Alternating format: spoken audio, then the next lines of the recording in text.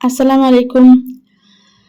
রমজান মাসে আসলে ইফতারিটা নানা প্রকারের খাবারে হলেও সেহরিটা নিয়ে অনেকেরই ঝামেলা। কারণ সেহরির সময় অনেকেই ভাত খেতে পারে না ঘুম থেকে উঠে। কারণ ঘুম থেকে উঠে শরীরকে একটু রেস্ট দেওয়া হয় না, সাথে, সাথে খাবার খেয়ে নিতে হয়। যার কারণে আসলে অনেকেই ঘুম থেকে উঠে সাথে, সাথে খাবার খেতে পারে না। তো এই একটা রেসিপি হলে কিন্তু অসাধারণ হয় সেহরির সময় খাওয়ার জন্য। আমি এখানে কিছু মোটা করে পেঁয়াজ কেটে সামান্য হলুদ আর লবণ আর মরিচ দিয়ে কষিয়ে নিয়েছি। লবণটা খুবই অল্প পরিমাণে দিয়েছি। লাউ পাতা নিয়েছি। আর হচ্ছে ১ পিস লোনা ইলিশ ছোট, ছোট পিস করে নিয়েছি। বুঝতেই পারছেন আমি আজকে ইলিশের বড়া তৈরি করব। তো ইলিশের এই বড়াটা আসলে সবাই খেতে ভীষণই পছন্দ করে। আর আমার হাসব্যান্ড তো এটার জন্য একেবারে পাগল বললেই চলে।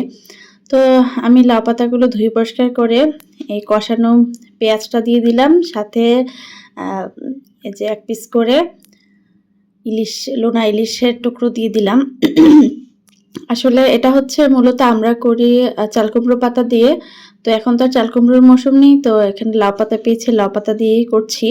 আর লোনা ইলিশটা কিন্তু অনেক লবণ হয়। গরম পানি দিয়ে ২-৩ বার ভালো করে ধুয়ে নিতে হয়। নাহলে কিন্তু লবণাক্ততার জন্য একেবারে খাওয়াই যায় না।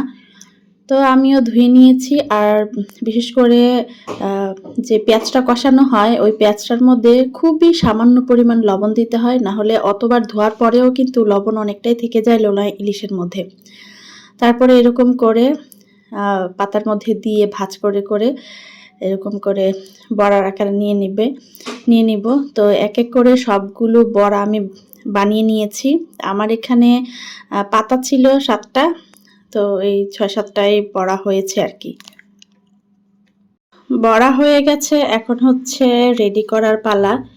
মানে ভাজার পালা আরকি। তো অল্প, অল্প করে বেঁচে গিয়েছে, এগুলো আরেকদিন করা যাবে। তো আপনারা এই বড়াটা কিন্তু লোনা ইলিশটা আস্ত না দিয়ে বেটেও করা যায়। তবে এই বড়াটা বেশি মজা হয় মরিচটা বেটে দিলে। তো এখন মরিচ বাটার আসলে ওইরকম ঝামেলা করতে ইচ্ছে হচ্ছিল না, তাই আমি গুঁড়া মরিচ দিয়ে করে ফেলছি। আর আমার হাসব্যান্ড এতটা ঝালও খায় না।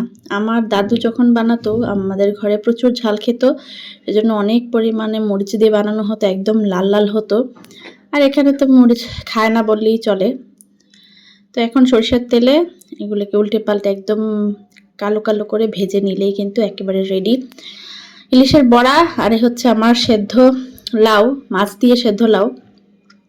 এখন হচ্ছে খেয়ে টেস্ট করার পালা। আমি জানি এটা টেস্ট করার কিছুই নেই, কারণ এটা যেমনি বানানো হবে তেমনি অনেক মজা হবে। আর লোনা ইলিশ তো ইলিশ মানেই আসলে একটা মজা। ইলিশ নামটাই হচ্ছে একটা মজা। আর শুটকি তো এমনি ভালো লাগে। এটা অনেকটা শুটকির পর্যায়ে পড়ে। তবে শুটকি থাকে শুকনা আর লোনা ইলিশটা থাকে ভাজা, ভাজা। এই তো একটু খুলে দেখছিলাম। যখন খুলছিলাম ঘ্রাণে তো পুরা ঘর একদম ভেসে যাচ্ছিল। আসলে রোজার সময় অনেকেরই এই সমস্যাটা হয়। সেহরির সময় ভালো করে খাবার খেতে পারে না। যদিও ভাত বেশি খাওয়া ঠিক না। অন্যান্য শাকসবজি দিয়ে ভাত খাওয়াটাই ভালো। কারণ ফাইবার যত বেশি ইনটেক হবে শরীরে এনার্জি থাকবে তত। কিন্তু আমরা মনে করি ভাত বেশি খেলেই ভালো। তো ভাত বেশি খেতে হলে অবশ্যই এরকম কিছু পদ দরকার হয়। যদিও আমি যে পরিমাণ ভাত নিয়েছি বড়াটার জন্যই এই ভাতটাই খাবো, আর বাকি সব পোড়াটা লাউ খাবো।